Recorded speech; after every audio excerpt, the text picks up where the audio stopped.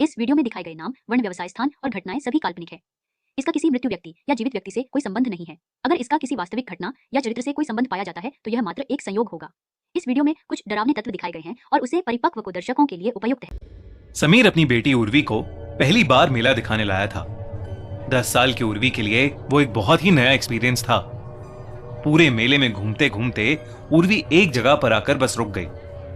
उसके सामने कठपुतली वाला कठपुतलियों का खेल दिखा रहा था।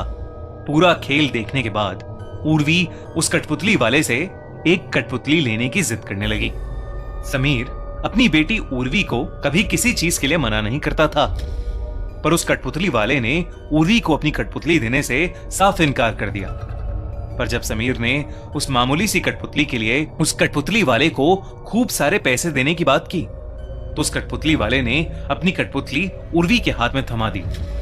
कठपुतली थमाते हुए उसने सिर्फ एक बात कही, इस कठपुतली के साथ खेलना कभी बंद मत करना। उसकी बात को अनसुना कर उर्वी उस कठपुतली को अपने सीने से लगाकर घूमने लगी। उसी दिन रात को उर्वी अपनी नई कठपुतली के साथ सो रही थी। समीर रात में उसे गुड नाइट बोलने उसके कमरे में आया तो उसने देखा कि वो कठपुतली जमीन पर गिरी हुई थी। समीर ने उस कठपुतली को उठाकर साइड टेबल पर रख दिया। समीर जैसे ही कमरे से जाने लगा, उसे किसी लड़की के रोने की आवाज आई।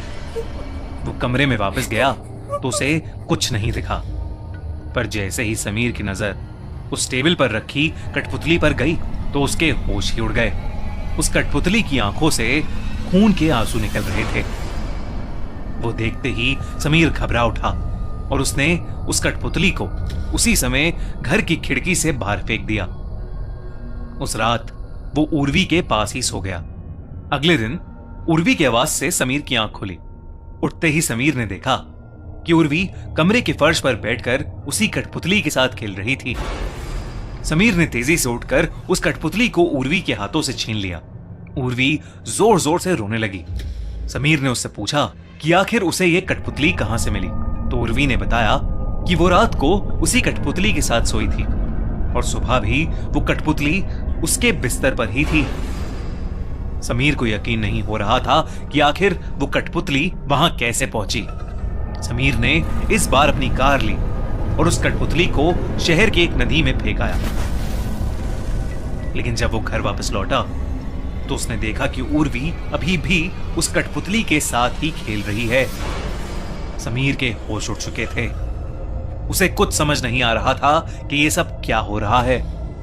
उधर उर्वी अब उस कठपुतली को एक पल के लिए भी खुद से दूर नहीं करती थी।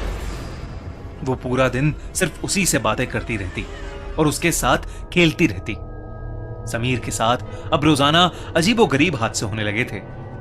वो कठपुतली उर्वी के सोने के बाद समीर को घर के अलग अलग कोनों में दिखाई देती थी और समीर चाहे उसे कहीं भी रख दे, सुबह उसे वो उर्वी के बिस्तर में ही वापस मिलती थी। समीर अब पागल होता जा रहा था। वो समझ गया था कि ये कोई मामूली कठपुतली नहीं है। समीर ने उर्वी की दादी को उर्वी की देखभाल के लिए बुलाया और खुद गाड़ी लेकर उसी मेले में चला गया जहां से उसने वो कठपुतली खरीदी थी। वो उस कठपुतली वाले को पूरे मेले में ढूंढता रहा, पर उसे वो कहीं नहीं मिला। उसने बहुत जगह पूछताछ भी की, पर उस कठपुतली वाले का कोई नामो निशान तक नहीं था। परेशान हालत में समीर घर पहुंचा और वहां जो उसने देखा उससे उसकी रूह ही कांप गई। उर्वी की दादी जमीन पर गिरी हुई थी और उसके सर पर एक गहरी चोट आई थी। समीर ने उनके पास जाकर उनसे पूछा कि आखिर हुआ क्या, तो उर्वी की दादी ने अधमरी हालत में सिर्फ एक चीज कही, उर्वी से वो कठपुतली वापस ले लो। तभी अंदर वाले कमरे से एक अजीब सी आवाज आई। समीर दौड़कर उस कमरे में पहुंचा तो उसने देखा कि बिस्तर पर उर्वी बैठी हुई थी और उसके दोनों हाथों में पतले धागे घुसे हुए थे। उसके शरीर के जोड़ एकदम वैसे ही लग रहे थे जैसे एक कठपुतली के होते हैं और उर्वी के सर के ऊपर वही कठपुतली हवा में तैर रही थी। उर्वी के हाथ और पैर ठीक वैसे ही चल रहे थे जैसे एक कठपुतली के चलते हैं। उर्वी मानो अब एक कठपुतली बन चुकी थी। समीर को अपनी आंखों पर विश्वास नहीं हो रहा था। वो बहुत ज्यादा डर गया था। उसने कमरे में रखे क्रिकेट बैट से उस कठपुतली पर जोर से वार किया और उस कठपुतली के टुकड़े टुकड़े कर दिए। उर्वी उसी समय बेड पर गिरकर बेहोश हो गई। उर्वी के हाथों में घाव थे जिसमें से खून बह रहा था। समीर तुरंत उर्वी और उसकी दादी दोनों को गाड़ी से हॉस्पिटल ले गया। दादी को तो अगले दिन ही होश आ गया, पर उर्वी 3 दिन तक आईसीयू में रही। किसी को भी उर्वी से मिलने नहीं दिया गया था। 3 दिन के बाद जब उर्वी को होश आया और समीर जैसे ही उससे मिलने उसके हॉस्पिटल रूम में गया तो उसने जो देखा उससे उसका दिल उसके शरीर से बाहर आ गया। उर्वी अपने बिस्तर पर ही लेटी हुई थी, लेकिन उसने अपने सीने से उसी भयानक कठपुतली को लगाया हुआ था। जब समीर ने ध्यान से उस कठपुतली को देखा तो उस कठपुतली के चेहरे पर एक बेहद डरावनी मुस्कान थी।